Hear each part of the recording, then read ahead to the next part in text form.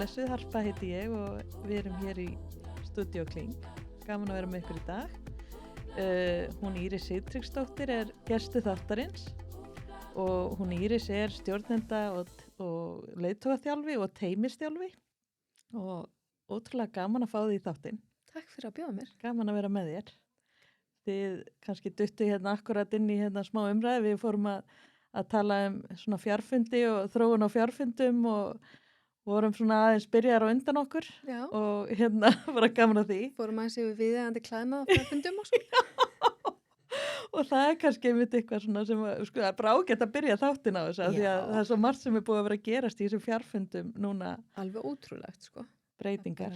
Því líka breytingar og svo margt sem við erum búin að læra og hérna við höfum orðið miklu bara eins og við vorum að tala með klæðina. Við erum miklu sveigjanlegri og við þurftum alveg að taka nokkuð skref svona, ég man þegar við byrjuðum að senda alla heim í heimavinnu að þá voru við með reglur og það var bara, klæddu því í vinnufötin á morgnana og venjaði á þetta og þetta. Svo höfum við orðið aðeins slakari og kannski meira meðvituð að þú getur alveg unnið fagmannlega þó þú sért í þægilegum fötum líka. Það snýst líka bara að láta sér líða vel og svoleiðis og þú ert inn á heimilinu þínu og bara einmitt eins og vorum að tala áðan, það eru kannski börn að koma heim og svona bara leyfa þessu öll að gerast. Akkurat.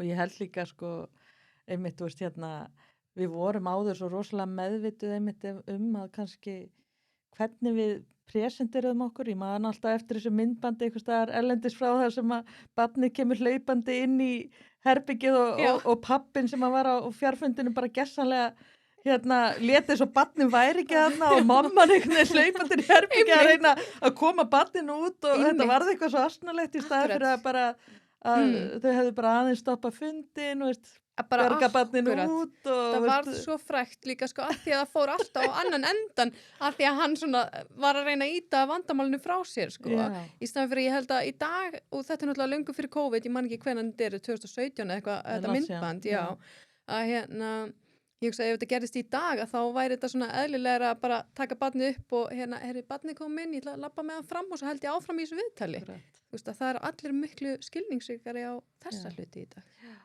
Einmitt og ég held einmitt það er svo margt svona, það er svona meira að hugsa bara hvað við gerum frekar heldur en svona hvernig við gerum það og eitthvað svoleiðis, sem er frábært. Því það skiptir máli hvað við gerum, skiptir ekkert endilega máli hvernig við gerum það.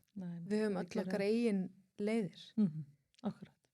En segðu mér aðeins svona frá sjálfur þér, svona svo við byrjum bara svona þess á byrjunni, svona hver er svona þinn bakgrunnur og...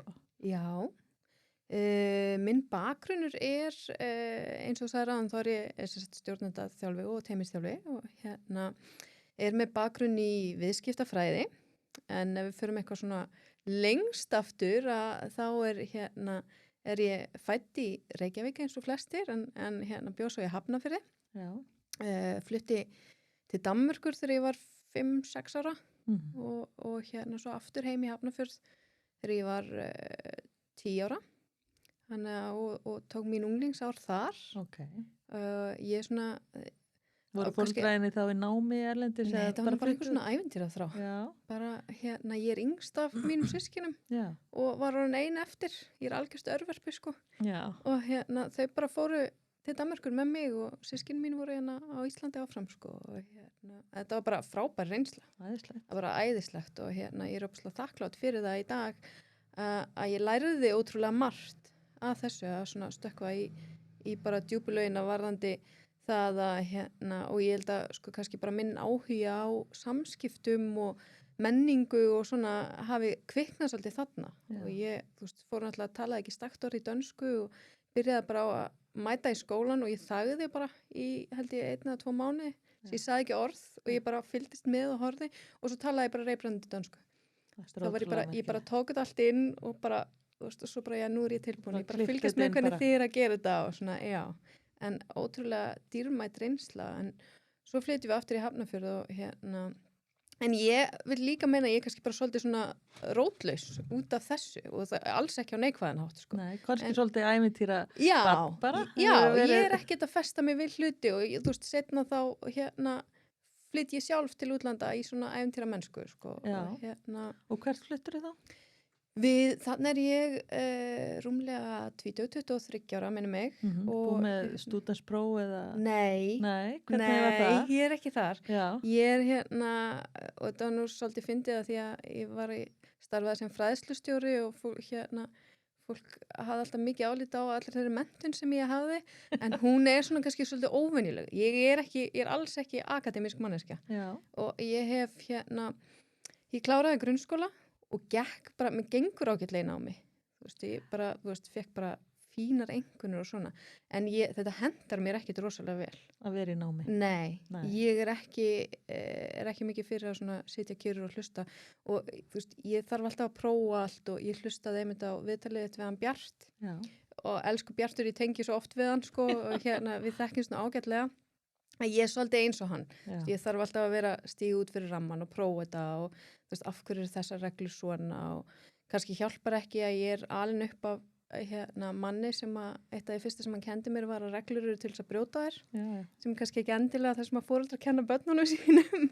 Það er athyglisvert. Það er athyglisvert, en rosalega mikilvæg kennsla sem ég fékk þar, af því að oft eru þær bara til þess að brjóta þær. Við þurfum líka svolítið að finna okkar eigin ramman. Já, bara finna ramman og bara af hverju eru þessar reglur, spyrja spurninga og svolítið svona challenge og ég hef mjög gaman að því. Gagnrýni með gagnrýna hugsun. Akkurat. Ég held að þannig náum við að þróast og þannig verður nýsköpun til. Ef við annars værum við bara alltaf að gera hlutina eins og við höfum alltaf gert það og að því bara. Akkurat. Sem kannski ekki alveg þar sem við þurfum á að halda. Nei. En ég þannig að ég klára grunnskóla og er bara mjög fegin að losna úr skóla þarna. Ég fer ekki framhaldsskóla, fer bara beint að vinna. Ég fór mjög unga heiman líka. Já. Þannig er ég bara að flutta heiman, flytt bara inn til þáverandi kærasta míns og Hvað ertu þarna gömul? Þannig er ég bara 15. Já. 16, já. Og svona, ég er bara mjög sjálfstæð í eðli mínu og gerir hlutina bara eftir mínu höfði en svo flytt ég til Frakklands þarna og þá er ég með núverandi manninn mínum og hann missi vinnuna. Já, hérna heima. Já, hérna heima. Hann var að vinna í fyrirtæki sem lokaði svo. Já. Og við svona einhvern veginn erum bæði rosalega hvatvís og við erum alltaf verið að pæla í hvort það væri ekki gaman að búa í útlöndum saman. Bara gerum það. Og þannig að það var ákveðið og við vorum ekki alveg ákveðin hvert við ætluðum að flytja, þannig að við náðum í landakort og lokuðum augunum og bentum einhvers staðar á kortið. Það er slett. Og þannig var svo ákveðin tekin og það er svolítið gaman að segja frá því. Við bentum það sem við bentum á var við Miðjarðarhafið í Suður Frakklandi og við komumst nú ekki þangað en ekki alveg í byrjun allavega. Við byrjum á því að flytja til Parísar því þar var svona auðveldara að fá vinnu og koma sér fyrir. Þar átti hann líka fjölskyldu fyrir sem gat svona aðeins stutt við okkur og svoleiðis. Þannig að við erum hana í París í rúm 2 ár minnum mig og bara aftur ótrúlega reynsla til ekki stakt orð í frönsku og bara læra þessa hluti og einhvern veginn læra upp á nýja menningu. Þetta er rosalega ólíkt því sem er hérna heima. Já, og hvað fór það að gera? Hann er tæknimenntaður þannig að hann bara gekk inn í svona tæknistörf og sem var óbúslega áhugavert og bara út frá mannauð sjónarmið þá finnst mér alltaf rosa gaman að segja þessa sögu að því að hann gat svona bjarga sér á frönsku en talaði mjög lélega frönsku og það var hann vann hjá Runo í tæknideildinni þar og þeir gerðu við hann viku og viku samning og í lok hverja viku var að láta hann taka frönskupróf og ef hann stóðs ekki betur í lokvikunar heldur hann gerði í síðustu viku, þá myndi hann ekki fá næsta samning. Nei. Já, þannig að svona voru bara kröfunar. Hann yrði að sína framfarir í málinu og þá myndi hann og þetta var bara á viku basi, Ég veit ekki hvað. Þetta er mjög áhugavert. Mjög. Alveg svakalega. En hann gerði þetta og náði rosalegum framförum í frönsku. Það var engin smá pressa. Nei, það er engin smá pressa. Já, en þetta var áhugavert. Já. Og ég fer og hvað var hann lengi þarna hjá Renault? Hann sé ekki tæft ár þarna og fer svo að vinna hjá öðru tæknifyrirtæki, hugbúnaðarfyrirtæki. Já, þetta er rosalega. Og er þá bara orðin þú veist, alveg bara alltalandi á frönsku sko. Algjörlega. Þú veist, þannig að það eru, þó þetta sé svona skríti, okkur finnst þetta skríti að koma svona til mótsvengu að þá þetta bara árangur samt. En náttúrulega svakalegt álag, þú veist, bara hann svona 20, þú veist, Og manstu hvernig hann upplifði þetta? Þetta var rosa pressa, það var mikið álag á honum og þú veist, hann fann alveg fyrir því og bara, auðvitað, þú veist, en bara það var svolítið, þú veist, þetta var líka svolítið, við vorum bara svona svolítið 2-1 í heiminum, við verðum bara að standa okkur og bara, skemmtilegt, ævintýri, en þú veist, ævintýri eru líka alltaf erfið, þú veist, þau taka alveg á, þetta er ekki bara... En þú, svona hvernig... Ég gleymdi því nú áðan í mentasögunum minni, en ég endaði þess að á að fara, þegar ég er rúmlega 20, þá fer ég í endurmenntun háskólans. Þú veist, þá er ég ekki með stúdentsprófið eða neitt, en það var í þá gamlu góðu daga, þegar háskólinn tók á móti þér, ég þurfti að taka inntökupróf og tók á móti mér þó ég væri ekki með stúdentspróf á einhverju undanþágu, þá voru með einhver svona undanþágu sæti. Og þannig að ég fór í endurmenntun til háskólans og lærði þar markaðsfræði. Markaðsfræði og alþjóðastjórnin minn með þetta heitið. Og bara mjög skemmtilegt nám, þetta var bara diplómanám sem voru 2 annir og eftir það sem sagt flytjum við til Frakklands. Þannig að ég fer að vinna svolítið í markaðsmálum og er líka, þú veist, vinna bara eiginlega það sem ég fæ upp í hendunar, sko. Þú veist, og vann hana í söludeild og vann hjá hótelum og bara, þú veist, alls konar. Hoppa á milli einhverja skemmtilega starfa. Já, einmitt. Sem hafa boðist. Og bara fekk alls konar skemmtilega reynslu og þetta var svolítið ævintýramennska, sko.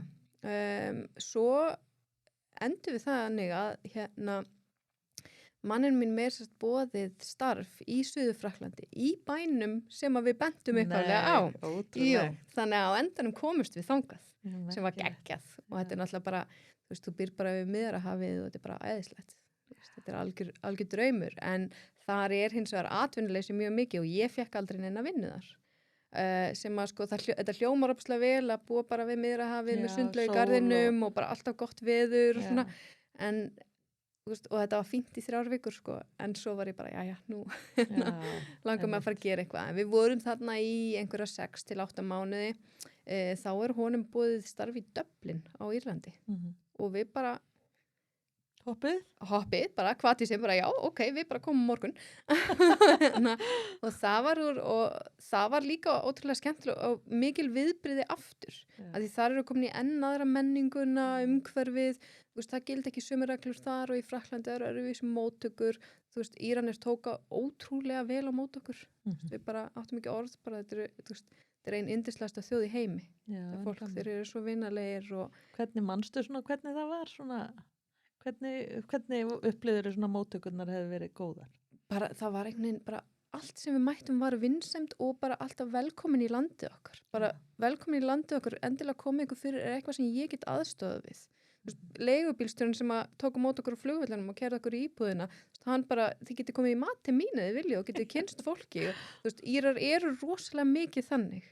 Og svona, þú veist, vínalegir og vilja hjálpa og svoleiðis og ég fór að vinna þar hjá svona hálfgerðu sprotafyrirtæki þetta er fjárfestingafyrirtæki lítið sem að sérhæði sig bara í svona þjónustu við vel setta einstaklinga og þetta var svona frekar lítil skrifstofa en óbúslega gaman mikið að vera og ég ráðinn þar inn fyrst bara til til aflýsinga en svo bara var ég búin að vera hann í 2 mánuði og þá var bara boðin först staða sem skrifstofustjóri og setna mér fæ ég hana lítið teymi undir mig og bara óbúslega gaman en þar kynntist ég líka bara þessari írsku þau voru alltaf boðin og búin til að hjálpa mér og bara frábært umhverfi sko. Gaman að fá tækifæri svona til að vaksa svona í alveg ótrúlega og ekkert sjálfsagt en þarna fekk ég sko alveg tækifærin voru fær mér bara eins og ég tók við þeim sko að ég fekk þannig skrifstofustjórastöðu og fekk undir mig lítið teymi og ég fekk svolítið að þróa þannig sáum sko bæði mannusmál, markasmál og viðburðastjórnin og mikið af viðburðum í kringum þetta og svona þetta var svolítið svona Hvernig viðburðir voru þetta svona? Þetta var voða svona possviðburðir. Við vorum mikið með golfmót og svona hest, þú veist, þeir voru Svona hestamót já, eða svona, hvað heitir þetta þetta? fínt, svona ég er svo alveg bara svona racing, Já, skilurðu. einmitt, Ég man ekki íslenska orðið yfir þetta. einmitt breyta. En já, einmitt, þú veist, þetta fínast að þú mæti með hatta í og svona, við vorum voða mikið í því og þú veist, þetta var alltaf, það var mjög svona hástjættar fólk sem voru viðskiptavinir hjá okkur, þannig að vera þjóni kringu það. Þú hefur verið alveg komin í þennan stíl. Já, alveg, svona allavega í Bláan vinnunni, sko, augnskugga. já.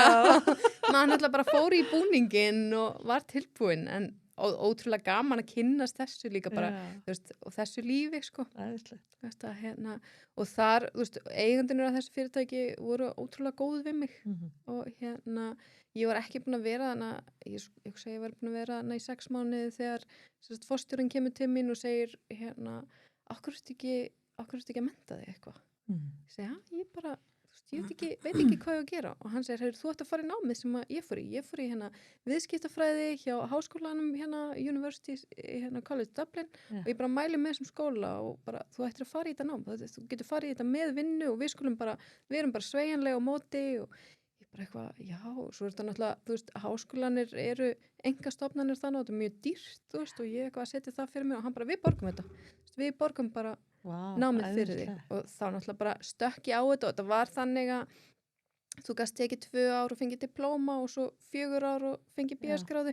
Ég sagði að ég tek bara þessi fyrstu 2 ár og sé hvernig ég fílaði þetta og svo náttúrulega fannst mér þetta ótrúlega gaman að þetta er sem sagt viðskiptafræði, kannski ekki viðskiptafræði eins og við þekkjum hana hér, heldur er ég sem sagt útskóðið viðskiptafræðingur með áherslu á stjórnun markaðs- og mannismála. Já. Þannig að ég tók bara markaðsmál og mannismál og stjórnun og það er svona fögin sem eru aðalfög hjá mér og það bara, ég fann mig svolítið í því og lokaritgerð mín var einmitt sko menningu, fyrirtækjamenningu í mismunandi menningar heimum, þar sem ég skrifaði alþjóðleg fyrirtæki sem að starfa á alþjóðavísu, hvort að fyrirtækjamenningin sé yfirsterkari þeirri menningu í landinu þar sem þau eru. Já. Þú veist, hvort að menningin í landinu hafa áhrif á fyrirtækjamenninguna. Hvernig kom, bara gaman að heyra, veist? Hvernig kom þetta út, veist? Þetta var bara mjög áhugavert og ég eiginlega, þú veist, var alltaf að flakka á milli hvað ég held að niðurstöðunar yrðu, sko. Þetta var aldrei svona alveg víst, en í lokinu voru niðurstöðunar svo að fyrirtæki með sterka menningu, að menningin flyst með fyrirtækinu hvert sem hún fer, sama hvert umhverfið sem hún er í, sko. Þú veist, þannig var ég að rannsaka fyrirtæki sem voru með skrifstofur í Bretlandi, Bandaríkjunum og Kína og Ástralíu og sterk fyrirtækjamenning helst svo sama á öllum þessum stöðum, sem er náttúrulega magnað. Og hvað eru þá svona líkil þættir sem þarf til þess að að svona fyrirtækjamenning flytist einmitt á milli landa og haldist? Skýr sýn, bara skýr sýn stjórnenda og það sé svona, þú veist, eins og maður segir, þú veist, bara vision og mission, að þetta sé rosalega skýrt og að þessu sé vel miðlað til starfsfólks og stjórnenda. Alveg, það er á hreinu, sko. Og þetta er einmitt það sem að hefur heillað mig með bæði manniðs og markaðsmál, að fólki finnst þetta ofta ekki skyld fög, en mér finnst þetta að vera bara alveg að sama. Þetta snýst miðlun upplýsinga út á við og inn á við. Þú veist, þetta snýst það að eiga samskipti og segja hver við erum og hvað við stöndum fyrir. Og ef þetta er skýrt innan fyrirtækisins, að þá verður til óbúslega sterk fyrirtækjamenning. En þannig þarftu líka að vera með stjórnendur sem að ganga í takt og það þarf að vera á hreinu hvað er ætlast til af stjórnendum, hvað þeir standa fyrir, að þeir vinni samkvæmt gildum fyrirtækisins. Þú veist, allt þetta þarf að vera mjög skýrt og þetta er það náttúrulega alls ekki alltaf. Og það er gleymist ofta miðla og jafnvel helst í einhverjum lögum og þetta næri ekki alveg að fara alveg í gegn. Oft er þetta bara, yfirstjórnin skilur ekki neitt í neinu því þau eru með rosalega stóra og góða sýn og allt svoleiðis, en það bara veit enginn af henni. Þannig að þeir sem eru annars staðar í fyrirtækinu get ekki gengið í takt og þarna skiptir bara stjórnun öllu máli, sko. Og eins og, þú veist, maður heyrir ofta það sem þú lætur viðgangast í fyrirtækinu verður menningin, þannig að það þarf að vera rosalega skýr stefna á því hvað á ekki að viðgangast. Og maður hefur ofta orðið var við, þú veist, að þessi kemst upp með þetta að því hann er bara svona, en þá ertu líka búin að gera menninguna þína þannig að hún umber svona. Þó að þú haldir og sérst bara að líta fram hjá einhverju einu smáatriði, að þá verður þetta mjög fljótt hluti af menningunni. En þetta fyrirtæki sem þú vannst fyrir hann í Dublin, þetta hefur nú verið greinilega svolítið svona góður stjórnandi þarna sem að styðu þig svona, veist, Algjörlega. varstu þarna í starfi meðan þú Já. varst í námi? Já, ég var þar allan tíman og lærði alveg ótrúlega mikið og fekk bara greiðan aðgang og þau einmitt keyptu seinna keyptu nokkur fyrirtæki og þar á meðal eitt stórt alþjóðlegt fyrirtæki sem var svona aðal rannsóknarefni mitt í lokaritgerðinni. Af því að ég fekk alveg óheftan aðgang að öllu til þess að styðja við námið mitt og þeim bara eiginlega þakklátt fyrir það. Já, hvað fyrirtæki er þetta? Það er reyndar ekki til lengur í dag. Þau fóru öll svona sikkur leiðina og svo kom hrun og Íranir voru svolítið eins og við ætluðu að sigra heiminn og þetta fyrirtæki var ekkert undanskilið þar og fóð bara illa út úr því og náði sér ekki Já. En þú ert þarna klára námið og bara mjög áhugavert greinilega bara mjög áhugavert nám. Já, ótrúlega skemmtilegt og hendaði mér rosalega vel, nám með vinnu hendaði mér rosalega vel. Þú veist að ég sé að gera fjölbreyttar hluti, ekki bara læra, heldur líka ég sé á stað þar sem ég geti svona nota lærdóminn og svoleiðis. Og þetta nám var mikil hópavinna, mikil samvinna og svona, þannig að ég hafði óbærslega gaman að því og gekk bara mjög vel og kláraði þetta. Svo átti ég reynda bara þannig þegar ég var að klára námið að þá átti ég dóttur mína sem fædd út í Dublin 2009 og þannig að verð svo aftur ólétt og kennst að því bara í byrjun árs 2011 og ákveð þá að flytja heim til Íslands. Að því að það var svona, ég átti frekar svona leiðilega reynslu með fæðingu dóttur minnar út á Írlandi svona að eins frábærir og Írar eru að þá er heilbrigðiskerfið þeirra svolítið langt á eftir okkar. Hvernig svona upplifir það? Því að nú er einmitt áhugavert að heyra það því að það er svo oft tala niður okkar kerfi Ég veit það. Og mér finnst, þú veist, ég segja allan að mínu upplifin er svo að þegar þú ert komin inn í kerfi hérna heima þá er það mjög, mjög gott. Ég held að það er ekki hægt að bera þetta tvennt saman bara svona í stuttumáli að þá eignaðist ég dóttur mína á spítala þar sem að ég gat ekki fara í sturtu því það voru svo mikið að kóngulófum í sturtunni og ég lét hana sofa upp í rúmunni hjá mér því að vaggan fyrir börnin var svo skítug og þetta var svolítið voru þá 3 svona fæðingarheimili eða fæðingarspítalar í Dublin og þetta var allt rekið af hinu opinbera en heilbrigðiskerfið þar er tvískipt, það er einkarekið og opinbert og opinberi hlutina því hefur svolítið mátt líða fyrir það. Þannig að þetta var ekki skemmtilegt umhverfi til að eiga barni fannst mér og meira í bara fæðingunni sem kom til en hins vegar fæddi ég svo strákið minn 2011 og það var bara frábært. Ég bara segi eins og þú, ég var bara með leið eins og ég hef fætt hann á hóteli Þetta er alveg magnað og ótrúlega og bara starfsfólkið allt, bara hver einn og einasti starfsmaður sem kom að þessu bara ótrúlega þakklátt fyrir þeirra hlut. Þetta er óbúslega mannlegt kerfi hjá okkur. Eflust margt sem má bæta, ég er ekki að segja það. Það er alveg örugglega þannig, en ég held samt allan að ég þurft nokkru sinnum að ég held að þurfa að fara inn á spítala og í þau skipti þá einmitt hugsa ég bara þetta er ótrúlegt. Já, einmitt. Bara hver einasta manneskja hérna inni er að gera þetta einhvern veginn á svo mikil hlýju og af heilum hug. Já. Veist, það er eins og þetta sé svo mikil hugsjón. Það er nefnilega alveg rétt og ég held að það sé alveg rétt eins og sagðir þegar maður er komin inn, auðvitað skil ég gremjuna og allt þetta og þetta er ekki dásætanlegt en þegar þú ert komið inn þá virkar kerfið ótrúlega vel og við erum ótrúlega flott fólk í þessum störfum og bara aðdánavert sérstaklega við horfum ánum bara síðastu árið eða árin hvernig þau hafa staðið sig undir álagi bara alveg bravo. Já, algjörlega klappa fyrir þeim. En segðu mér annað, þú síðan komið hérna heim eftir bara greinilega óbáslega bara skemmtilega ár í Dublin bara og hvað tekur svo við þegar þú ert komin hingað? Svo tekur við við komum heim bara með fullta lífsreynslu í farteskinu og ótrúlega glöð og ánægð og ég byrja nú að því bara að fæða barn eiginlega fyrsta og við komum hérna út á Álftanes einmitt og líka svona ótrúlega vel þar að við erum í renn. Svolítið svona sveit í borg. Þetta er algjör sveit í borg og bara þvílíkur lúxus að ala upp og við vorum náttúrulega bara með dóttir okkar rúmlega 1 árs og svo bara að strákur á leiðinni að ala upp svona lítil börn hérna á Álftanesi bara þvílík forréttindi. Já, ekki trúa því. Það alveg ótrúlega heppin. En ég sem sagt fer og eignast hann og í fæðingarorlofi tek smá að því ég á ótrúlega erfitt með að hafa ekki neitt fyrir stafni. Það gengur ekki vel fyrir mig.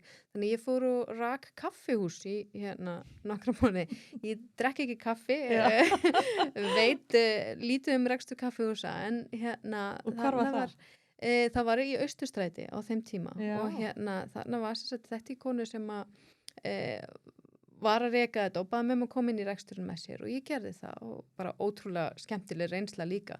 Mér finnst oft svo gaman sko að prófa að stíga út fyrir minn þægindaramma og prófa eitthvað algjörlega nýtt og þetta var það. Þú veist, ég þurfti að læra alls konar hluti og bara, þú veist, á 100 og þetta var bara Þú var sérfræðingur í kaffi Já, og kaffigerð ég bara manneskja sem aldrei geta drukkið kaffi. Allt í einu var ég búin að fara hrista upp einhverja lista kaffibolla og var búin að læra að gera svona munstur í bollan og allt. Ég var áfærslega fagmaður í þessu. En þetta var gaman, þú veist, og rosalega gaman.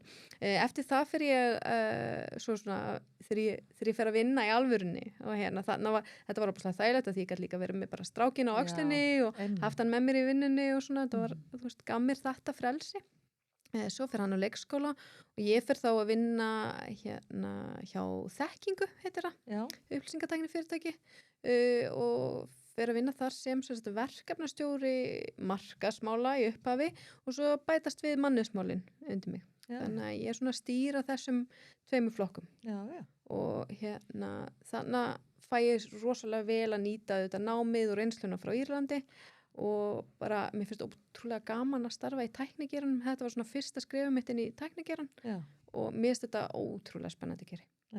Ég hef voðalega gaman. Þú fundið þarna svo? Já, bara fjölbreytni og það gerist allt svo hratt. Alltaf einhver svona þróun og eitthvað eins og þú þekki væntanlega frá orðlíktækni. Þetta er bara svo áhugavert að sjá. Svona lifandi. Já, alltaf eitthvað að gerast. Framþróun. Já, einmitt. Svo spennandi, sko. Og ég þar og það góð spurning 3 ár minnum mig ég sé þar 2-3 ár og fer þá yfir til fyrirtæki sem hét þá Greencloud og heitir núna NetApp var keypt af bandarísku risafyrirtæki og Greencloud var þá bara svona einmitt svona sprotafyrirtæki, hugbúnaðar fyrirtæki og þar ég ráðin inn í markaðsdeildina og stuttu eftir tekið við hlutverkinu sem forstöðumar markaðsmála hjá þeim og það bara ótrúlega gaman að sjá, þú veist, hvort sem það markaðs eða mannauðsmál hjá svona fyrirtæki sem alveg hrikalega örum vexti.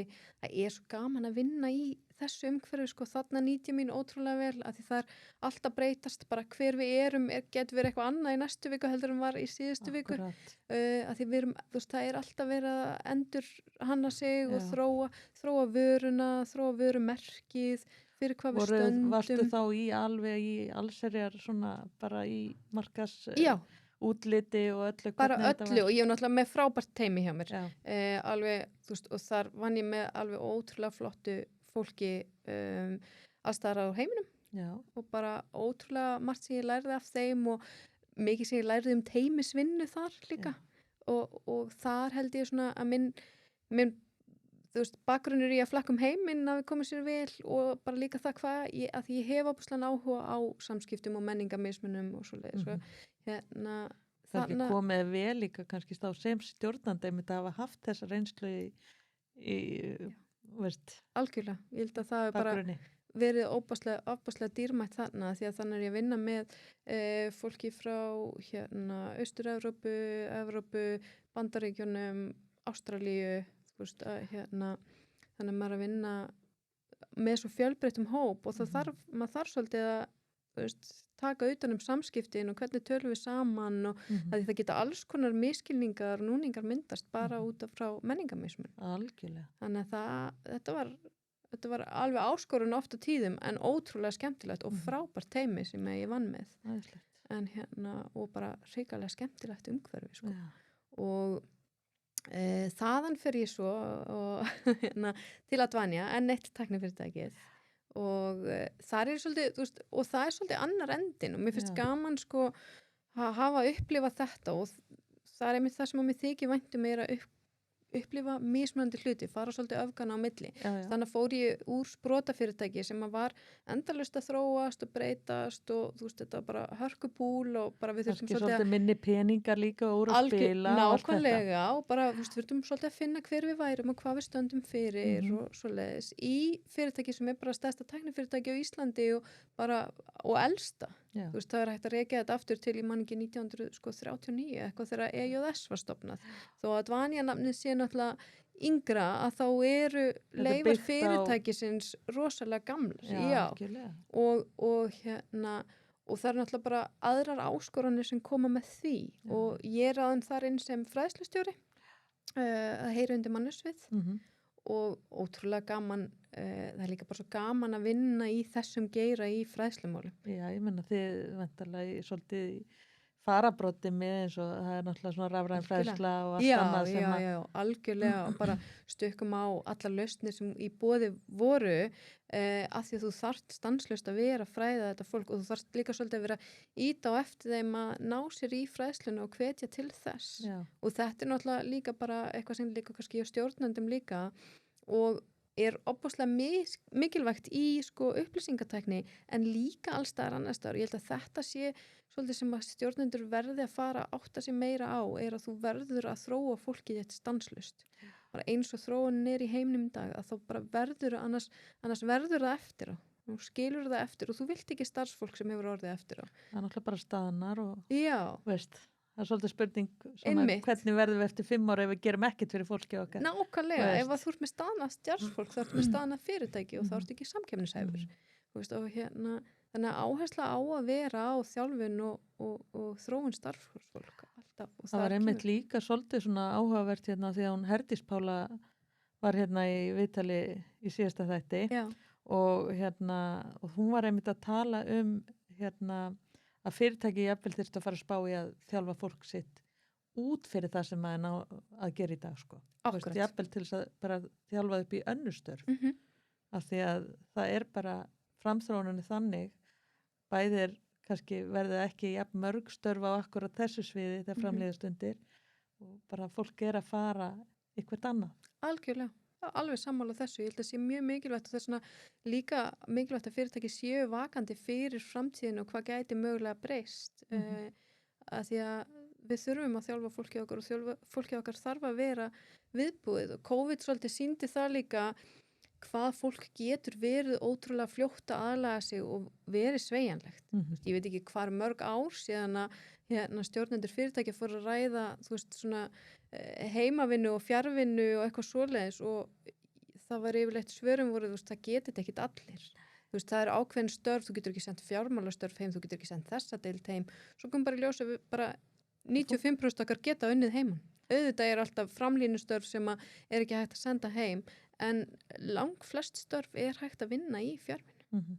Og það þurfti bara svolítið að íta okkur út í það. Já, við þurftum bara að setja okkur svona aðeins út í djúpa með þetta. Aðeins að íta. Og þetta hefur verið náttúrulega þetta mikil svona áhugaverð þróun sko á hröð. Já. Og hvernig svona fannst þér að vera í svona þessu fræðslustjórastarfi svona frá því að vera í bara beint í mannus og markasmálum? Bara ótrúlega skemmtilegt. Þarna sameinar svolítið þetta sameinar bara markvís og mannismál. Þarna sá ég náttúrulega, þú veist, kom ég beint að þróun starfsfólks og stjórnenda og þjálfun og svoleiðis sem að mér finnst opaslega skemmtilegt. Líka var ég bara í innri markasmálum og miðla upplýsingum og þú veist, sett upp til dæmis sett upp workplace fyrir Advania þar sem að, þú veist, til þess að íta undir samskipti á milli deilda og svoleiðis og alls konar svona þessir þættir sem ég kom að sem ég fannst ótrúlega skemmtilega, bara opaslega skemmtilegt starf, og fjölbreytt. Já, ég gerði þetta líka í Orlítak. Mér fannst þetta mjög skemmtilegt. Þetta er gaman. Og líka bara þegar þú sér sko, svona, gefur fólki einhvern plattform til þess að blómstra og svona, mér fannst það ótrúlega gaman að sjá og líka sko Advania 600 manna fyrirtæki að sumir innan fyrirtækisins vinna aldrei saman og þekkjast í rauninni ekki, en þannig voru svona minnkuðu við svolítið Já. bara eins og við þekkjum með heiminn allan hvernig hann minnkaði þegar interneti kom. Nándin varð bara meiri. Fólk vissi Nákvæmlega. aðeins hvað hinir voru að gera. Akkurat, og við Já. fórum að gera svona skemmtilega hluti eins og vera með svona litla podcast-þætti eða vídeoþætti þar sem vorum að kynna starfsfólk og hvað það gerði í vinnunni og Já. svona til að það næði svona sjá hvað samstarfsfólk væri að gera og þetta var ótrúlega skemmtilegt. Já, einmitt, og það talandi þarna einmitt að þú varst að tala áðan hversu mikilvægt það er að miðla svona þessari sýn á framtíðina frá stjórnendum og niður það að aðrir, þetta er svo góð leið til þess að miðla bæði hvað fólk er að gera og hvernig svona sín stjórnenda þetta er mjög gott tæki. Já, alveg frábært tól sko. Já. Og mjög gott einmitt fyrir fyrirtæki að nýta sér þetta. Ætla að sé ekki það bara stór hluti fyrirtæki að koma með þetta? Ég hugsa það. Eða eitthvað sambærilegt sko. Þetta eru orðið náttúrulega fleiri kerfi sem eru komið. Já, akkurat og halda áfram að þróast og bara alveg eins og með fræðslumálin að þessi fræðslukerfi halda áfram að þróast og verða alltaf betri og betri sem er frábært sko. En svo ferðu aðeins að svona pæla í stjórnun og ert svona... Já, svo er ég að því ég hef ábúslega gaman að ég fylgjast með stjórnendum og mismöndi stjórnendum og hvernig þeir nýta styrkleikana sína og hvernig þeir eiga samskipti við teiminn sín og svona og hjá Advanía var ég mikið að styðja við stjórnendur bara með starfsmannamál og teimismál og svoleiðis og fer svo í nám í stjórnendaþjálfun eða sem sagt executive coaching sem er markþjálfun fyrir stjórnendur og nýti það svolítið þar innan hús. Og það finnst mér ótrúlega gaman. Var það vel nýtt? Já, alveg svakalega. Og ég man bara þegar ég var í náminu að þú átt að taka sko x marga tíma, svona æfingatíma til þess að geta útskrifast og ég var eitthvað svona vandræðist hvernig og ég ná öllum þessum tímum og ég sendi pósta á stjórnendur það var geggjað ef að 2 eða 3 væru til að koma og ég var bara að setja stopp þegar ég var komið sko 35 á biðlista og ég bara að því að það er nefnilega málið og fyrirtæki mega alls ekki gleyma því að stjórnendur er alveg til í þetta. Þannig að bara var þeim boðið þetta og þá voru svo margir sem að ég átti ekki einu svona von á sko, sem að voru til í þetta. Það vilja allir verða betri og ég hef trúið því að það vilja allir vera góðir stjórnendur og oft er þeim kannski svolítið hendi í þetta hlutverk maður kannast við það. Já, ég held að sé líka bara svolítið miskilningur einmitt að þú þurfi bara að fara til stjórnendaþjálfa af því að þú sérst eitthvað lélegur stjórnandi. Algjörlega. Mér fannst einmitt svo frábær saga sem ég heyrði því þegar ég var í náminu þannig komið nokkur á síðan en málið var að þá var verið að segja frá forstjóra Google sem hefði verið ráðinn inn og þegar hann mæti fyrsta daginn í vinnuna þá sagt bara er maður nú ekki nafnið en Jói Jóns, hann er stjórnendaþjálfiðinn og forstjórinn segi býttu, voru ekki að ráða mig inn af því ég er frábær stjórnandi hvað er ég að gera með eitthvað stjórnendaþjálfa og þessu það er bara þannig, svona er þetta hjá okkur allir sem eru stjórnendur hjá okkur eru með stjórnendaþjálfa og þetta er náttúrulega svolítið svona og hann kunni síðan samkvæmt sögunni mjög vel að meta það þegar framliði stundir að hafa þennan stuðning bara eðlilega. Af því að þetta er náttúrulega bara, manni finnst í raun, þetta er náttúrulega frábær stuðningur bara gagvart því svona hvernig þú hugsar ákvarðanatöku og stefnumótun og svo margt annað sem að kemur að störfum stjórnenda.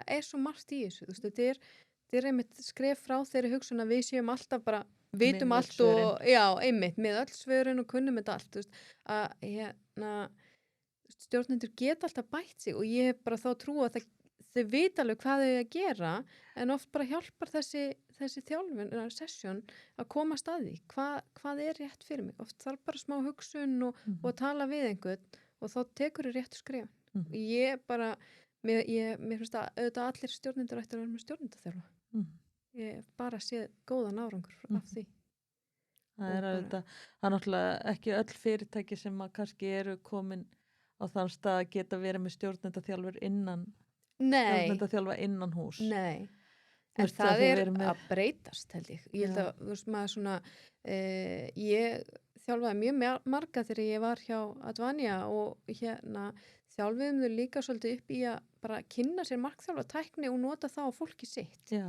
Og það var óbslega gaman líka að geta svona æðislegt. hjálpaði með það. Já. Af því það er margt úr markþjálfun sem að, er gott bara sem stjórnandi að þekkja og vita. Mhm. Og varst þú þá að hjálpa svolítið stjórnendum einmitt bara með tækni sem þeir gátu þá nýtt svona í Já. starfsmannamálunum? Já. Af því maður veit það alveg að ég held að oft mest krefjandi verkefni stjórnenda og milli stjórnenda eru bara þessi daglegu starfsmannamál. Algjörlega. Þetta er Og örugglega svona. oft bara, einmitt fólk kannski er ekki með tólin eða tækin til þess að takast á við þetta og starfsmannamál eru bara oft drullu erfið. Mhm. Það er erfitt að eiga við fólk og fólk er bara alls konar. Að þannig að þetta nýtist opaslega vel. Já, við fórum settum í gang svona þróunarsamtöl í staðin fyrir að vera með þetta árlega starfsmannasamtal, hvernig sem þú tekar í boxin, að þá gerðum við örari samtöl, 3 ári, þar sem að við þjálfum stjórnendur í að nota markþjálfatækni í að ræða við fólki sitt. Vera með opnar spurningar, virka hlustun og allt þetta. Þetta skilaði sér opaslega vel. Frábært. Já, og þannig en þetta finnst mér líka ótrúlega gaman. Mér finnst, og uppgötaði það svolítið í þessu námi, mér finnst ótrúlega gaman að vera á hliðalínunni og svona styðja við og sjá fólk blómstra, sko. Að bara sjá, þetta er þetta, þegar ljósið kviknar og þá allt í einu bara svona, já, ég get gert, já, svo gekk þetta bara upp. Og það er svo gaman að vera svona Já, og fylgja fólk kannski eftir og það kemur aftur til þín í næsta tíma bara. Já. Og þú örugglega bara með þeim bara, yes. Ég veit það, svo maður er alltaf með maður er alpepparinn og alltaf með þeim í liði og það er svo gaman að sjá þegar fólki gengur vel. Já. Og þetta er svolítið það sem að ég tók með mér og einmitt hætti ég á Advania og var svolítið svona, ég var alltaf búin að vera með í haustum, ég væri til að gera þetta bara alveg. Bara að vinna með stjórnendum, bæði í markþjálfun og eins bara stjórnendaþjálfun með bara þessi erfiðu mál, bara hvernig tökum við á sig, því að nú hef ég bara reynslu sjálf sem stjórnandi og eins að hafa unnið náðið með stjórnendum sem er að gangi í gegnum þessi erfiðu mál og mér langar bara virkilega að vera svona þessi stuðningsaðli fyrir það, þannig að þegar ég hætti á Advania þá var þetta svona, bara kýlum á þetta, prófum þetta. Og ég hafði líka prófað að markþjálfa teymi hjá Advania og finnst það ótrúlega gaman líka og ég held að það sé eitthvað sem á eftir að vaksa ennþá meira. Já, hvernig, svona bara áhvert að heyra, hvernig fer svona þjálfun fram með teymi? Er þetta ekki flókið? Er þetta að taka þá alla í teyminu eða er þetta samþjálfað eða hvernig virkar þetta? Já, mjög góð spurning.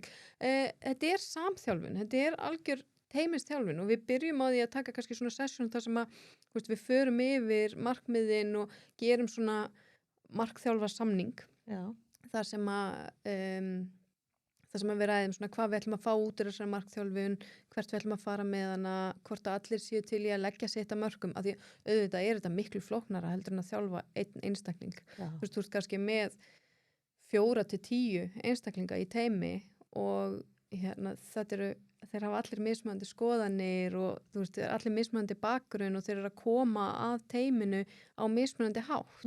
Þannig að þetta er flóknara en þetta er svolítið markmið svona teymistjálfunar er að fá teymi til að verða eitt. Já. Og ætla ég að teygja mig inn í bollan og þess að brjóta hérna. Já, þannig að það ná fólki svona svolítið öllum í að vera rói sem átt. Nákvæmlega og það er ekki svona team coaching er ekki, ég er ekki að koma inn með lausninar og segja nú þurfum þið að gera þetta og þetta og þetta heldur sem teymisþjálfi þá trúi ég því að teymið hefur lausninar, þau vita hvernig er best að gera hlutina en þau þurfa svolítið að ræða saman þau þurfa svolítið að komast á sömu blaðsíðu með það og þar hjálpar bara þessi markþjálfunar tækni en ég ræði alltaf við teymið í hóp. Stundum er það þannig að ef það er stjórnandi í teyminu að þá er hann sér í stjórnendaþjálfun líka en þá bara tengt teymisþjálfuninni þá er hann ekki í almennir stjórnendaþjálfun heldur þjálfun sem stjórnandi teymisins og svo er teymið alltaf í hópþjálfun. Og er þetta þá teymi mögulega sem er þá hugsa svona til aðeins lengri tíma það sem svona sé fyrir sig að þetta séu mörg verkefni sem þau eigi eftir að þurfa að leysa saman til þess að þau ná að ávinna sér einhverja tækni. Já. Er það þá að hugsa svolítið þannig eða? Bara hvort sem er. Já, Þetta eru bæði svona skammtíma teymi já, og eins bara teymi sem að er að vinna saman til langtíma og ég vil að mörgum verkefnum saman eða eitthvað svo leiðis. Þannig að við erum bara að horfa á bara hvernig þið getið unnið best saman sem Já. teymi og þá fer það náttúrulega eftir því svolítið hversu lengi teymistjálfin er með þeim já. og og þetta er bara ótrúlega áhugavert og ég var sem sagt ég er búin að tala svo mikið, ég er Já. alveg þurr í hálsunum sko. Gott að fá sér smá svona vatnspásu. Ég var sem sagt var að ljúka svona verða certified teymistjálfi og það er ótrúlega gaman að því þetta er ennþá svolítið svona nýrra heldur en stjórnendaþjálfin Já, og mér finnst þetta mjög áhugavert Já, af því að það veist, maður er ofta að spá í þessum teymum. Þau eru nefnilega mjög svona skilvirk, ef að getur sagt það þannig, veist. Samsetningin, veist, er ekki alltaf rétt eða, veist, algjörlega veist, hvernig nær maður styrkleikum allra til þess að allir njóti sín í svona teymi. Af því að það þarf oft ekki annað en að kemistriðan sé ekki alveg réttin í hópnum eða eitthvað sko. algjörlega og það er svolítið að ef að teymi vinnur ekki vel saman að þá vinnur það eiginlega illa saman Já. þetta fer eiginlega í hina áttina að þetta skemmir fyrir framgangi verkefnuna ef að þau vinna ekki vel saman þannig að þetta er óbúslega mikilvægt og þetta væri í hinum fullkomna heimi þá væri við bara alltaf þegar teymi eru sett saman að þá byrjuðu þau á svona þjálfun Því þetta er svo mikið þegar þú ert að vinna með fólki, það er svo margt sem skiptir máli og þetta, þú veist, alls konar kenningar eins og við þekkjum, þú veist, 5 dysfunctions of a team og svo leiðist það sem er verið að tala þú veist, traust sem grundvöll og þurfum að geta tekið svona challenging samtöl og allt þetta. Já. Og þetta þarf ofta að þjálfa fólki í, það er ekkit eðlilegt að ætlast til þess að þú setir alls konar fólk saman í teymi og þau geti þetta bara. Nei. Þau vinni bara vel saman og ég held bara sérstaklega núna þegar þetta eru kannski teymi sem eru staðsett þú ert heima hjá þér, þú kannski ert ekki að hitta og ég meina, ég hef alveg lent í samtölum það þar sem að ég verið beðin að tala við teymi sem að sko það verið helmingurinn af fólkinu nýtt og hefur aldrei hitt hina aðeilana í persónu því að það hefur bara verið heimavinnandi það hefur bara verið fjárvinna allan tíman núna í COVID og þá það alveg svolítið auka verkefni að byggja þessar stóður undir þessi tíma og kenna þeim að vinna saman og fá þau til þess að eiga þessi samskipti. Já, nákvæmlega. Þannig að og ég held að þetta verði svolítið svona næsta skref að við horfum aðeins meira á það hvernig við setjum saman teymi og hvernig þau vinna saman. Því auðvitað þetta það sem að skiptir öllu máli í rekstri fyrirtækja. Það allstaðar teymisvinna. Já, og líka kannski eins og þú segir, veist, þegar fólk er ekki á sama tíma í húsi, veist, og kannski þarf einmitt að endurskoða jafnvel eitthvað í því samingi, veist, svo ég fari aftur inn á einmitt það sem hún Herdís Pála talaði líka þannig síðast, það var að það hefur lítil umræða verið að bara að fyrirtæki skipuleggi sig núna í kjölfar COVID út frá þessu hverjir þurfa að vera í húsi á sama tíma þó að þið geti kannski, eins og þú sagðir áðan, verið heima í fjarvinnu, veist, kannski stóran hluta tímanum, þá er kannski samt ykkur x tími af vinnustundunum sem að þurfa hreinlega að vera úthugsaðar út frá teyminu. Nákvæmlega. Þetta er nefnilega rosalega mikilvægt og þurfum, akkurat eins og þú sagðir, hverjir þurfa að vera í húsi á sama tíma. Já. Þetta er ekki endilega það að vinnan þurfa að fara fram í húsinu, heldur það samvinnan þarf að fara fram í húsinu. Við þurfum að ná þessu, að því að sko, hvað er það mikilvægast, hvað er það skemmtilegast sem þú gerir í vinninni? Það oft bara þegar þú ferð fram í eldhús og náður í vasklas og þú hittir þennan starfsmann og þið farið að tala og þið komist að því að þið bæði hund og þú veist, allt þetta og næst þegar mér vantar eitthvað frá sko fjármáladeildinni og þá bara, hann Siggi, ég var að tala við hann inn í eldhús daginn, hann er að vinna þar, ég fer bara að tala við hann. Þú veist, þetta er svo mikilvægt tengsl. Já. Skipta miklu máli. Þau skipta rosalega miklu máli og þau stytta þessar samgönguleiðir sem að við höfum við samstarfsfólkið okkar. Algjörlega. Því við þurfum við þurfum að þekkja þau á alls konar hátt til þess að geta nálgast þau á faglegan hátt líka. Já. Má ekki gleyma því. Og já, ég held einmitt að þetta á örugglega eftir að svona fólk á eftir að fara að hugsa meir út í þetta núna þegar að Já, og oft bara það koma upp alls konar krísus varandi bara örtvaksandi teymi og nú bara að því ég hef unnið í sprotafyrirtækjum og svoleiðis að þá sér maður það alveg að þegar teymi stækkar svona óeðlilega hratt að þá fylgja því alls konar svona vaxtarverkir. Algjörlega. Það bara þannig að það þarf að slípa til og við þurfum að láta öll púsluspilin passa og það gerist ekkit endilega sjálfum sér. Sko. Nei. Það alls konar verkefni og áskoranir sem koma innan svona örtvaksandi fyrirtæki sem man bara ekki í fyrirtæki sem bara komið í ákveðin stöðuleika. Akkurat. Og verkefnin til dæmis geta orðið svona ofhlaðin á einhverja einstaklinga í tímabundi þangað til að orðið nægilega mikið að segja þetta búið til nýtt starf. Einmitt. Og það er ákvæðlega erfitt að leggja kannski á fólk, þetta verður ákveðin pressa, en það auðvitað kannski líka sem kannski oft í svona fyrirtækjum að samhugurinn oft verður svo mikill að láta hlutina ganga sem auðvitað svo ótrúlega skemmtilegt. Æðislegt. Að fólk einhvern veginn tilbúið svolítið að bera þess að byrja það saman þanga til að það hægt að útfæra nýtt starf og ég held að bara gaman að þú sért líka búin að upplifa svona því að þetta ákvæðlega áhugavert að upplifa því að þetta alveg sérstök stemming. Þetta alveg sérstök stemming. Sko, það að vinna í svona startup gera eiginlega bara óviðjafnilegt og það svo gaman að sjá sko hvernig við drögumst saman og einmitt styrkingurst annað þegar svona mikið undir. Já.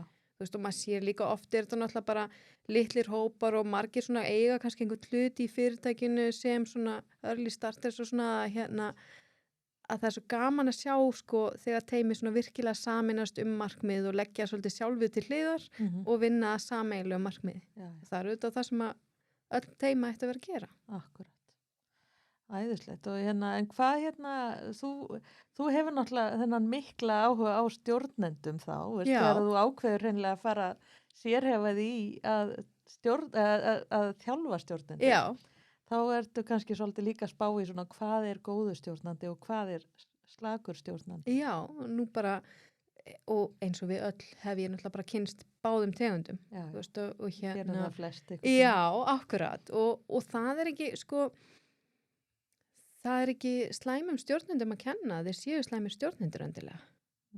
Stundum bara auðvitað, þú veist, eru ákveðnir stjórnendur sem að kannski ekki tilbúinir að hlusta, en ég held að í opaslega mörgum tilvikum að þá var stjórnendum kastað í stöðu, þú veist, stjórnenda án þess að vera undirbúinir fyrir. Já, voru jafnvel sérfræðingar vaks upp í einhverja stöðu sem þeir voru ekkit endilega að sækjast endilega eftir. Nei, einmitt, og það svolítið, við erum líka svolítið föst í því að þú veist, hann Jó að standa sig ótrúlega vel, hann svo mikil sérfræðingur, hann svo klár, hann kerði þetta verkefni svo vel áfram, ég ætla að gera hann að stjórnenda. Þú veist, en það ekkit endilega, þú veist, mestu velunin fyrir Jóa.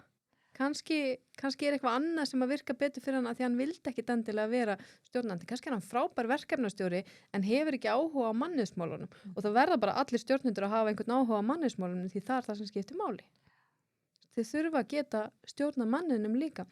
Og ég ger mér alveg grein fyrir að flesti stjórnendur eru með fullt starf líka í bara verkefnum og oft það þannig að mannauðsmálun lenda svolítið til hliðar, sérstaklega kannski á millistjórnendum og svoleiðis sem eru bara sinna fullu starfi og þetta verður svolítið, en þetta óbærslega hættulegt. Þetta náttúrulega oft talað þetta, starfsmannavandamál eru stjórnendavandamál. Algjörlega og ég meina fólk fer ekki úr starfi, það fer frá stjórnenda. Það bara óbærslega það óbærslega mikilvægt að stjórnendunum okkar séu vel þjálfaðir og ég einmitt, þú veist, hef náttúrulega bara lagt svolítið upp úr því að fylgjast með hvað það sem að einkennir góða stjórnendur og af hverju virðist sko starfsfólk vera tilbúið að vaða eld og brennisteið fyrir einn stjórnendan ekki annan, hvað það sem að hefur þessi áhrif og það óbærslega gaman finnst mér að fylgjast með flottum stjórnendum og leiðtogum sem að eru einhvern veginn bara verðast bara vera með þetta en þetta líka samt oft fólki sem að alltaf að spyrja, hvað gæti ég gert betur? Þú veist, og alltaf svona að leita að bæta sig en ég held að margir stjórnendur gætu orðið frábæri stjórnendur með smá stuðning Já. og þeir fengið þann stuðning sko. Heldur að þeir séu svona hrættir á eitthvað náttu að leita sér stuðnings eða er það bara tíminn eða Ég held að bæði. Já, ég held að sé oft bara hræðslan við það þegar þú búið að setja þig í svona stöðu að þá er oft kannski líður þér bara eins og þú eigir að vita. Þú bara, ég er náttúrulega sett í þess að bara eins og þú segir hérna með forstjóra Google. Ég var ráðin í þessu stöðu því ég er frábær stjórnandi, Já. ég þarf enga hjálp eða annað. Maður er alltaf svona, þú veist, þetta er smá óöryggi. En allir þurfa hjálp og hérna, það er bara styrkleikamerki að biðja hana og auðvitað bara ákveðið hugrekki. Veist, og ég held að sko, mér finnst svona aðal styrkleiki leiðtoga að vera hugrekki. Af því þú þarft að taka erfiðar ákvarðanir, þú þarft stundum að fara ótróðnar slóðir, þú þarft að geta svolítið stíið áfram þar sem engin annar hefur farið. Þess vegna ertu leiðtogi, því þú ert að leiða hópinn. Og þetta er oft eitthvað sem mætti vera meira af. Já, og svona ákveðin einlægni í að fara inn í aðstæðunar. Já. Veist, og gera það á einlægan hátt. Veist. Missa sig ekki kannski í ykkur sem skiptir ekki máli, sko. Einmitt. Og hvað segir maður svona, ekki drugl. Ekki drugl, einmitt. Bara hlú vel að fólkinu þínu, vera skýr það til hvers þú ætlast af þeim, veist, og hlusta á þau. Já. Svo er aldrei verið talað um þessa meðvirkni. Já. Stjórnenda að þeir svona horfi framhjá einmitt eins og þú talaðir um áðan, veist, að það sem þú lætur viðgangast, það verður menningin. Akkurat. Og ef þú ert meðvirkur eða meðvirk með hérna ekki góðri hegðun eða veist, ykkur sem að fer illa í fólk, að það er mjög erfitt að vinna á slíkum vinnustað. Já. Skemmdu eplin eru skemmd epli og þeir eitra út frá sér. Og þú veist, þegar þessi skemmdu epli eru jafnvel stjórnendur sem komast upp með að vera ekki góðir stjórnendur, að þá hefur það svo rosalega víðtæk áhrif. Að því að stjórnendur hafa svo mikil áhrif. Þau hafa áhrif á aðra stjórnendur, þau hafa áhrif á hópi sinn og þegar þú sérð stjórnenda sem kemst upp með þetta og kemst ég þá ekki bara líka upp með þetta? Hvernig er það? Við vorum einmitt hérna Dex og hérna tökum að ræða eins áðan svona einmitt svona stjórnendur sem einmitt fá að komast upp með svona slæmahegðun, veist, kannski krafti ykkur að þekkingar sem þeir hafa á ykkur sérsviði, veist, þannig að við vorum að ræða þetta og það er svona kannski alltaf ykkur ástæða fyrir þeir fá að ganga upp með svona ykkur í hegðun sem er ekki góð og hérna og þá er þetta alltaf svolítið undir kannski forstjóranum komið að bakka þá upp og það þarf hugrekki. Sko það þarf nefnilega hugrekki forstjóra til þess að ákveða bara, heyrðu, já, nú bara gerum við þetta, nú tökumst við á þetta og hérna og þá er það einmitt að fá einmitt hvort sem að þjálfari eða í samvinnu við mannauðsstjóra eða eitthvað slíkt. Einmitt. Að málið sé tæklað, þú veist, að því að oft er þetta kannski nokkri samangandi þættir sem þarf að fara í til þess að laga hérna stjórnun sem að hefur orðið svona farið í einhverja slæma átt. Farið í einhverja slæma átt. En þarf ekki endilega að vera þar og ég held að þetta er líka spurningum við þurfum bara að þora að taka þetta skref að fara til svona stjórnenda og segja þú þarft að gera betur hér. Hvernig getum við hjálpað þér að gera betur? Af því að ég vil allan að trúa því að flestir stjórnendur vilja gera vel. Þeir vilja vera góðir stjórnendur. Ég er alveg sammála og það er engin sem að líður vel ef maður veit, þetta er svona því að ég er ekki að gera mitt. Einmitt. Bara sko, en oft er það bara ekki meðvitaðir þetta og þeir fá ekki gagnrýnin á sig. Já, fá ekki verkfærin heldur. Akkurat. Veist, ég held að þetta sé nefnilega líka snúið svo verkfærin. Já. Af því að ég held að þegar að hérna, ef það nálgast málefnið á réttan hátt, veist, við svona stjórnanda, veist, bara þú ert jafnvel með töluleg gögn, hvað sem að starfsmannakönnun eða starfsmannasamtöl eða hvaða sem eru fyrirliggjandi. Það er alltaf gott að styðja allt svona með fyrirliggjandi gögnum áður en að hérna, nálgast svona stjórnanda og hérna að þá held ég að yfirleitt held ég að svona stjórnandi væri til í að vinna máli Já. með. Ég vil trúa því að það sé í langflestum tilvikum þannig. Þannig að kannski hræðsla forstjóra sem að svona sleppir því að takast á við svona mál. Já, Kannski algjörlega óþörf í flestum tilfellum. algjörlega. Það þarf bara stíga út fyrir þægindarhreingin og eiga þetta erfiða samtal. Oft þetta erfitt til að byrja með, en það skilar alltaf árangri. Þú veist, hver svo sem árangurum verður. Í kannski mjög litlum hluta þá þarf einfallega að láta stjórnandan fara.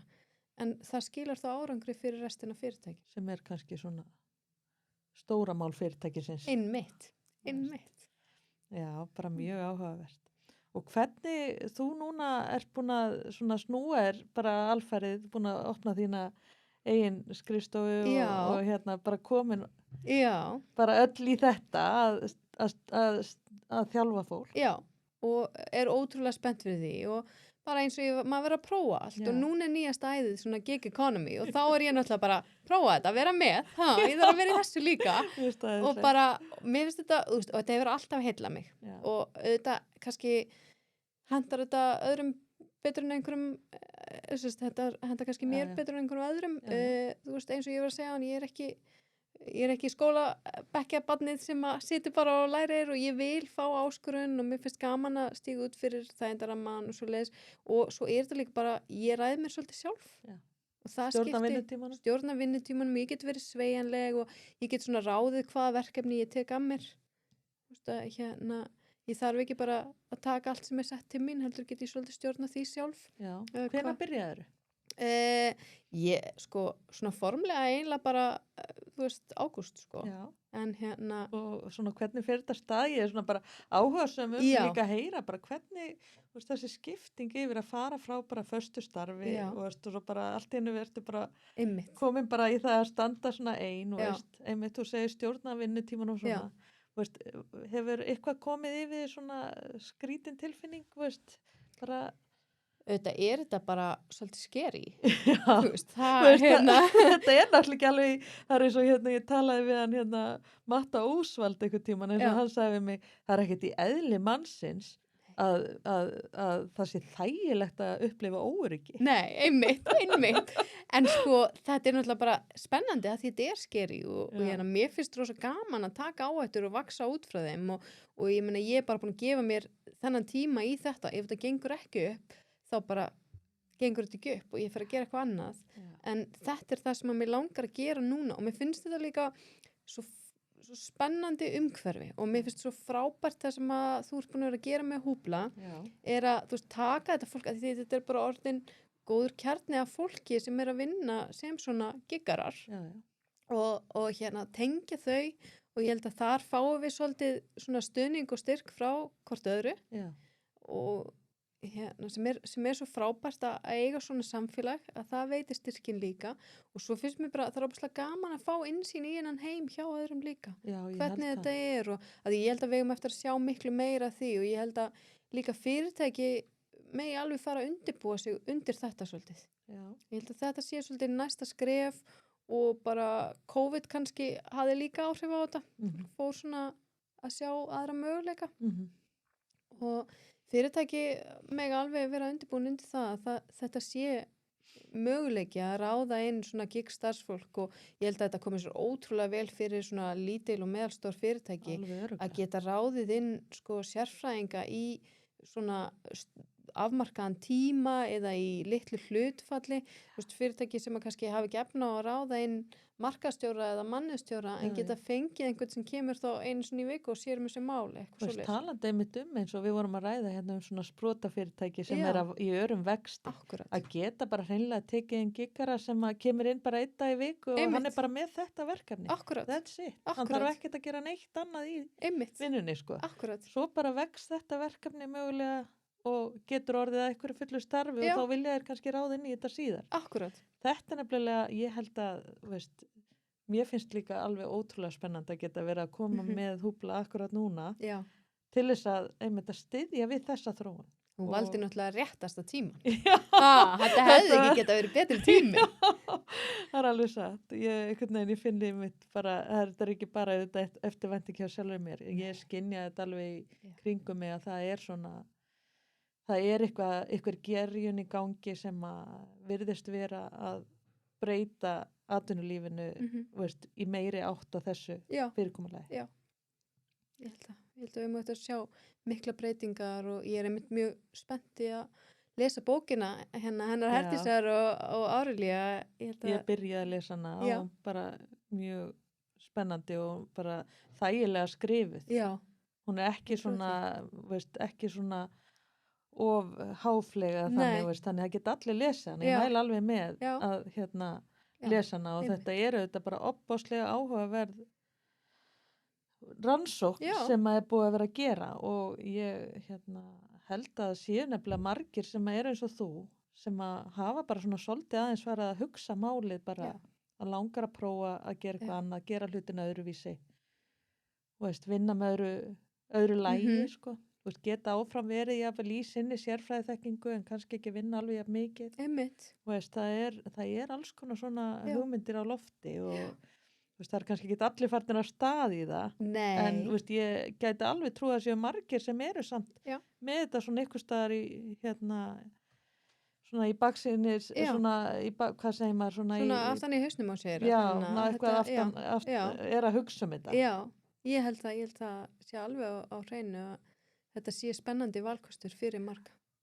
Já, ég hefði alveg til dæmis þegar ég var sem mannustjóri hefði ég alveg getað þegið stundum að það hefði verið til eitthvað svona af því að þó að það hafi ekki verið komið COVID endilega, þá bara oft ykkur verkefni sem að hefði verið bara gott að geta leyst með svona á þess að þurfa að fara út í algjört ráðningaferli og gera einhverja langtíma skuldbindingu. Akkurat.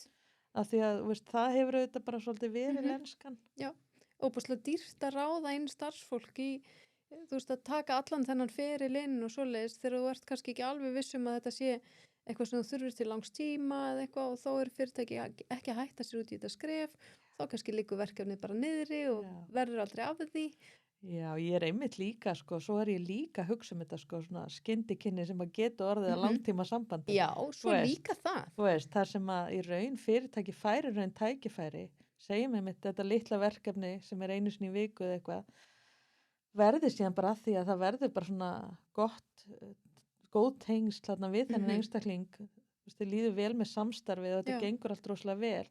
Þarna alveg náttúrulega bara kjöri tækifæri fyrir fyrirtæki líka og stofnanir að byggja hreinlega upp þannig sambandi okkur þannig manneskjan sem ég vil vinna með. Akkurat. Í þessu fyrirtæki og geta þá í raun bara pröfukeyrt. Já, akkurat. Það náttúrulega bara frábært ráðningaferli að gera þetta þannig. Ekki alltaf verið að segja ráða hægt og reka hratt. Já, ekki svoleiðis.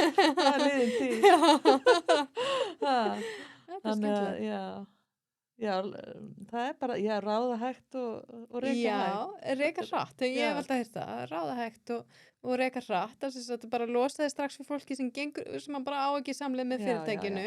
En þú taka þér tíma í að velja rétta fólki. Já, nákvæmlega. Það má alveg segja það. Þarna hittur þú svolítið naglan á höfuð. Já, þetta svolítið, þú fær svona smá einmitt, fá þessi skyndikinni. Og enskur talaði right people on the bus, right people off the bus. Akkurat. Og en það náttúrulega, þú getur svolítið svona með þessu móti. Þú sé þetta líka kannski eins og ef að koma upp veikindi, skyndileg veikindi. Já. Eitthvað sem þarf að brúa eitthvað bil, Já.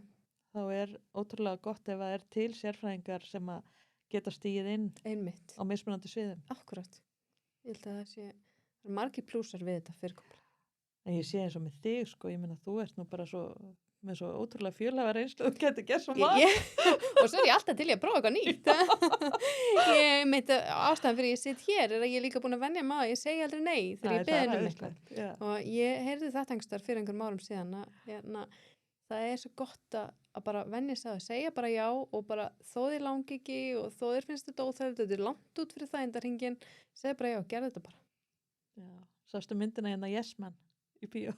Já, það svolítið hún, það reyndar ekki frá úr henni komi, en það svolítið þannig að bara... Svoleiðis gerast ævintýri. Já, og bara, og endilega, maður græðir alltaf á því.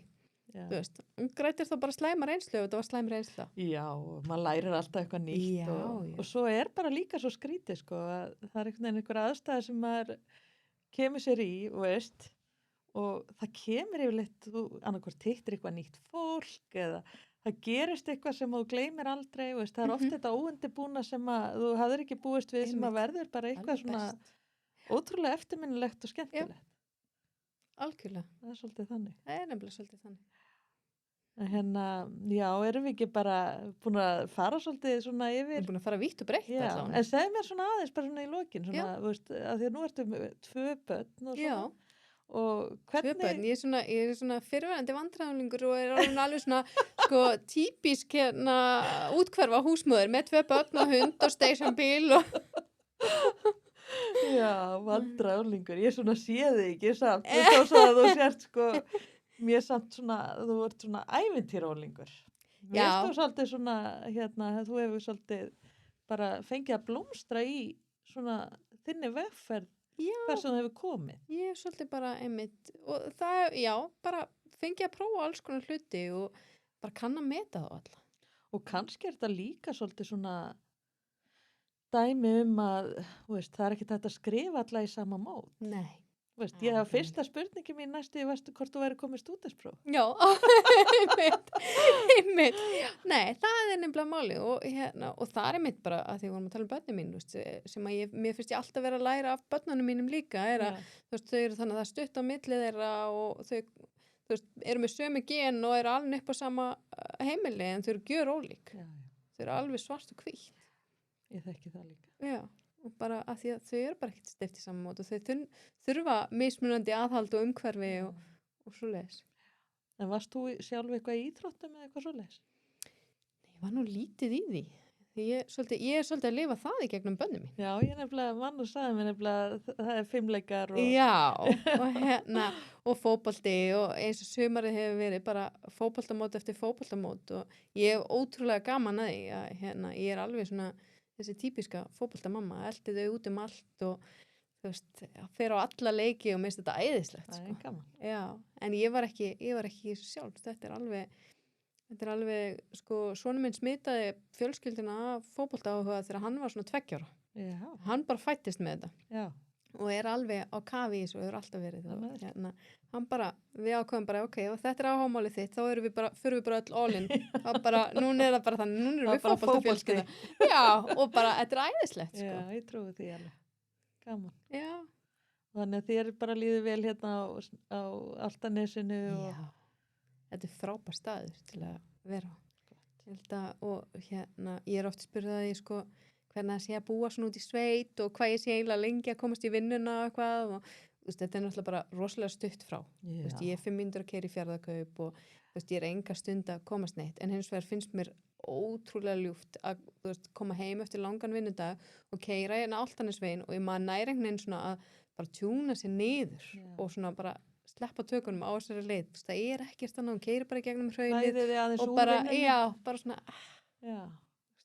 og svo bara kemur hérna með hesta í garðinum og þú veist, Þetta er æðislegt. Ég er sammála. Þetta er ótrúlega friðsælt umhverfi. þetta er alveg ómetanlegt. Skil alveg fólk sem býr hérna. Já, þetta er okkur líður allavega mjög vel hérna, það var nú aldrei ætlunin að setja stað á Álftanesi en það gerðist líka óvart. Já, þannig að lífið þitt hefur verið svolítið svona Lífið mitt er Svona óvart. óvænt. Já. óvænt og óvart alltaf. Við erum bæði þannig að við erum ekki mikið fyrir að gera plön ég og maðurinn minn, við bara látum bara það sem verður sem sko. Ég er heppin að hafa kynst þér. Já, Það er bara sömuleiðis, alveg óvæntu Harpa. glaðningur. Já, sömuleiðis. En hérna, ég held við ættum bara endur svo á þessum góðu nótum Já. og bara, Harpa, já. ertu ekki að gleyma út fyrir kassan? Herðu, ég er að gleyma út fyrir kassan. Það er nú Sem gott ekki- að Skulum ekki sleppa fólk. út fyrir kassan. Já, Ég Svo er ég meina spurningu hérna. geggja. Það er greinilegt að, þú veist, þetta er of skemmtilegt til þess að hérna, við fyrum að hætta eitthvað alveg strax. Já, En ég sem sagt Og ég hef dragast ákveðið að hafa svona 2 spil já. sem að, Og ég, Jesús, svona. Að ég draga 2. bara eitthvað 2. Hérna. Hérna. Þetta er alveg erfitt, þetta er svo mikið að Svona. spilum, ég þarf að fækka í bunkanum. Þetta Já. er sem sagt, og þau kíkja. já, hvað sem þetta, við höfum svona þannig að það er svona 2 óvæntar spurningar sem kannski tengast ekki alveg bara endilega bara vinnunni. Já, verður róleg, sko. Sko, fyrsta spurningin ef þú myndir ekki starfa við það sem þú gerir í dag, hvað myndir þú helst vilja starfa við? Geggjuð spurning, sko. Það er svo margt sem ég væri til í að gera.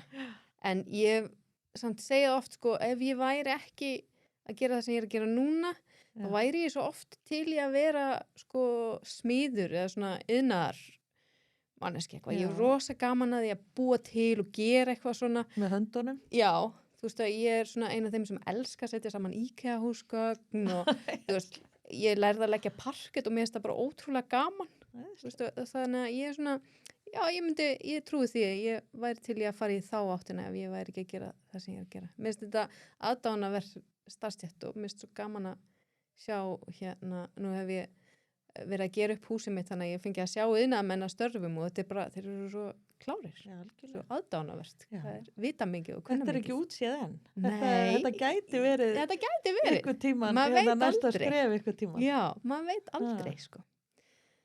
Svo fyrir við þessi er aðeins flóknari. Hver er erfiðasta ákvörðun sem þú hefur þurft að taka?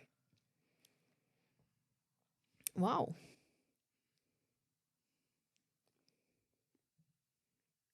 Þetta er svolítið stór spurning.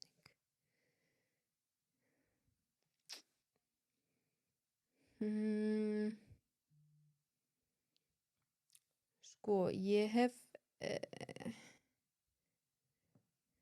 þegar maður vinnur við mannusmál þá þarf ofta að taka erfiðar ákvarðanir. Og og þær eru oft mjög erfiðar og ég ætla ekki að gera lítið úr því.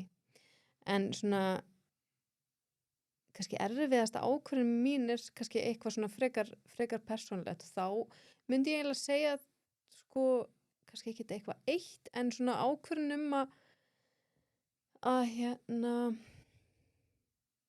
já, ég veit ekki, kannski það verður stóra ákvörðunir að flytja á milli landa oft á tíðum en þær hafa samt oft og ég á það til þegar ég er að taka svona stórar ákvarðanir þá er ég svona eins og litlu börnin sem bara loka augunum og láta vaða, þú veist, að ég bara gera þetta. Þú veist, pabbi átti svona möntru fyrir mig þegar ég var lítil. Íris, hugsa fyrst, framkvæma svo, hugsa fyrst, framkvæma svo. Og ég gleymi því stundum, en já, ég get ekki nefnt eitthvað svona eitt, en þetta er svona... Ég er einmitt að reyna að hugsa sjálf svona hvað væri erfiðasta sem að ég hef tekið ákvörðunum. Og ég man ekki eftir neinu, en auðvitað, þú veist, það er fullt að erfiðum ákvörðunum og maður það bara að taka þér. Já. Einmitt.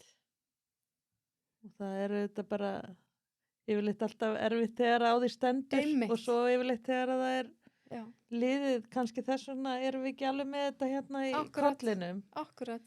Þú veist, þá svo að, maður manið þetta alveg eftir einhverjum erfiðum hlutum í lífinu sem að maður hefur þurft að fara í gegnum en það snýr kannski ekki beint að ákvörðunum Nei, og svona og ég hef svona svolítið stundum leyft lífinu bara að leiða mig áfram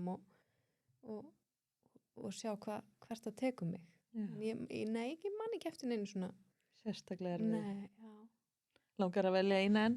Ég skal hérna Ég skal draga fremstu spurninguna. Já, drag þú einhverja fyrir mig. Ég set hana hérna fremst. Sjáum hvað hún kemur. Hvaða 3 markmiðum vilt þú helst vinna að þessi misserinn? Nú er það bara markþjálfun sjálfur. Nú er það bara... Nú tekur þú sjálfa því markþjálfuna tíma. Hvað þetta fyndið? Sko, hvað 3 markmiðum? Þá, náttúrulega, mitt helsta markmið núna er náttúrulega bara koma þessari gigvinnu á flug. Já. Og það gengur ágætlega svo far en ég er líka svolítið að mappa niður bara vinnuna sem ég þarf að gera í kringum það og það er líka eitthvað sem að fólk kannski átti sig oft ekki á þér að þú veist bara einhver sérfræðingur en þú ert farin að vinna svona sjálfstætt þá ertu líka orðin sko markastjóri fyrir þig og þú þarft að búa til brand fyrir þig og þú þarft að koma þér á framfæri og það er allt þetta fylgir svo alls konar auka vinna sem er líka ótrúlega skemmtileg en það er fullt að auka vinnu í kringum þetta þannig að það er, ég ætla að segja að það sé svona helsta markmiðið, svo á ég alltaf einhver svona heilsufarsleg markmið, ég að hugsa sko, nú ég bara að opinbera mig, en ég var í fyrra og svo duglega að fara að hlaupa og svona, og svona byrjun á þessu ári, en svo hef ég ekkert verið alveg nógu dugleg núna, en mér langar að fara að taka mig á aftur þar og vera að taka svona, þú veist, þá var ég að taka svona 100 kilometra mánuði og eitthvað, og mér langar svolítið að setja mér einhverju tölu, ég þarf nú aðeins að hugsa hvað að tala og vera og svoleiðis, en mér langar að, já, það þarf að vera markmið að Go for it. Já. Þriðja markmiðið, ætla ég að segja, lesa. Já. Eitthvað sérstakt? Bara sem mest. Já. Ég alveg duglega að lesa, svona almennt, og en ég gleymi stundum að lesa. Það svo mikið svona, þú veist, það sjónvarp og það síminn og þú veist, oft sest ég niður og einhvern veginn gleymi mér í símanum í klukkutíma við að skoða ekkert, við gera ekkert, þú veist, það ekkert sem skilar þessu, í staðan fyrir að ég hef bara getað sest niður með bók sem að ég nýta ópslega vel, og ég ætla svona, markmiðið að leggja áherslu á bókalestur. Já. Líka bara vera góð fyrirmynd með það. Já, gott markmið. Það gríp í bók frekar en eitthvað annað. Já, það er líka ákveðin ró fyrir hugan og allt þetta, sko. Ég elska að lesa, sko. En hvað segir þú, Daxa? Þú ert með spurningu fyrir hana Írisi. Já. Þú fórst inn á fyrirtæki þegar þú vera með vision og gott vision og svona. Já. Ef þú ert með nýtt fyrirtæki eða nýlegt, skiptir máli að vita þitt vision eða getur þróaði með tímanum, og hvernig getur þú fundið þitt vision eða þú ert ekki viss að þú ert að þróa fyrirtæki og svona sjá bara hvert að leiði, hvernig getur þú fundið út þitt svona vision? Geggjuð spurning.